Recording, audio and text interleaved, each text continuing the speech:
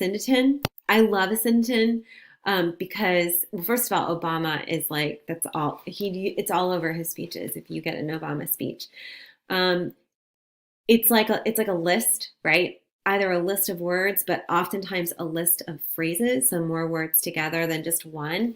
And it's just one right after another, but there's no conjunction. There's no and, there's no or, there's no but. It just kind of goes, right? And it's almost like I think of a syndeton like a car without brakes. It keeps going and it's like going downhill.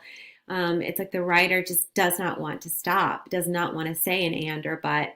Sometimes it's like the words are so important that they just come out, or sometimes it tells us, all right, it leads to a sense of urgency or importance. It's like it's too important to stop with an and, a but, or. I'm just going to continue with my commas, maybe throw in a semicolon or a dash, but that it's still a syndeton, right? If you have the punctuation, one after the other, it's a syndeton. If you had an and in there, that would break it. So there's no pause. So it's often layering different ideas together, like this one. I have found the warm caves in the woods, filled them with skillets, carving, shelves, closets, sinks. So she's listing things, right?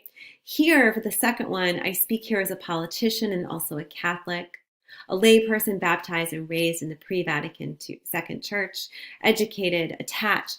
So that begins with some verb phrases. There's a lot to analyze with a syndeton, but I like it because it already gives us built-in analysis. It already is speaking to a shift in energy, a shift in tone, perhaps leading to something important. I was just working with a student with a syndeton, with a student here on Obama again. Obama is the king of a syndeton. And like he highlighted this, he's like, yeah, this is a syndeton.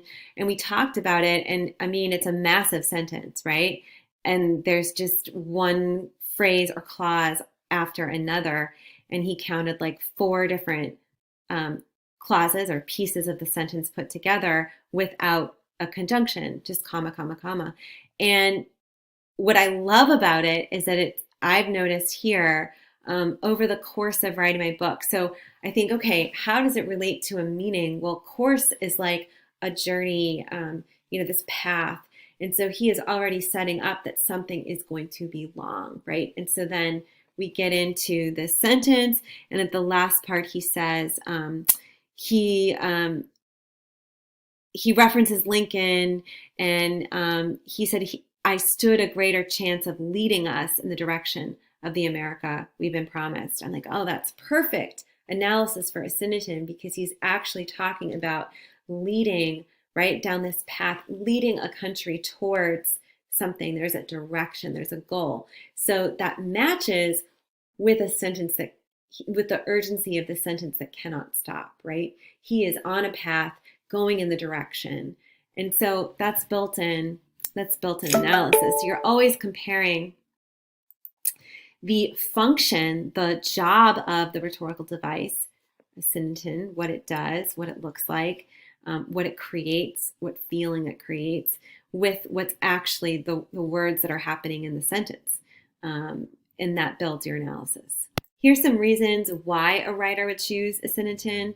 We went over it. To bring emphasis, we didn't really talk about. To give the impression that you're just speaking off the cuff. And we call that speaking extemporaneously. That you're not planned, that you're really connecting with the audience, like you're really having a moment with them, because it seems like you're going off in a different direction, but he knows that he's not. He's well planned. He's doing it for a reason, to perhaps engage with the audience, like have your language be at a level that is engaging to them. Like you feel like you're sitting with Obama at the kitchen table, because he's just, he's laying it out for you and feels like it's going in a different direction. So there's the opposite of Asyndeton. If we think about asynchronous learning, that means you're apart from the classroom, right? You're separated. Polysyndeton is many. So A is without, so you're without a conjunction, right? Poly is with many, so you have many conjunctions. So if you see a sentence with like a lot of ands or a lot of buts or a lot of ors or a lot of so's, then that's definitely polysyndeton. And that stops things. And you're going a little bit slower and you're chunking things down and you're breaking it apart for your reader. And so think about everything that is opposite of asyndeton is polysyndeton. So what asyndeton looks like in another sentence is the repetition of commas, right? Can join and the semicolons, and then you have to figure out to what effect is it creating. There we go again.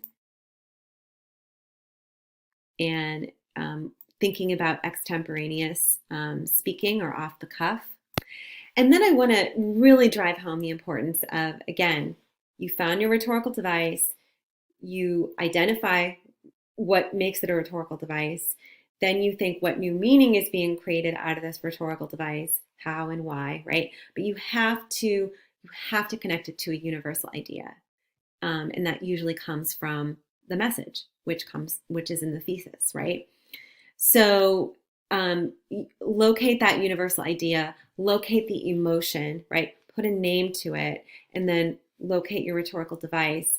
And why do you think the writer is using it with that particular universal idea or abstract noun or that emotion, and to what effect? Like, how does that create something new, and how does that impact the audience? So we're going to go back to the